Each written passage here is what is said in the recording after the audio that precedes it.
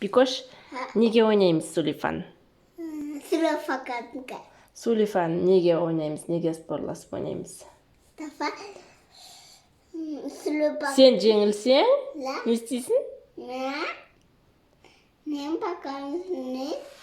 Сен маман айтқанын тыңдайсың да, телевизор көрмейсің, жаттығу жасаймыз, е?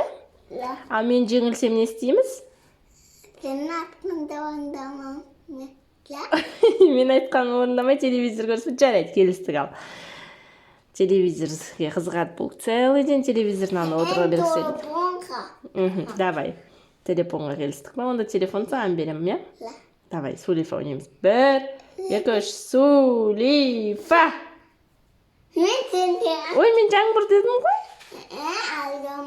Мен жаңбыр дедім, сен қайшы дедің. Болмайды, екеуі келіспейді басынан. Сулифа! Ой, жарайды, сен жеңдің, я.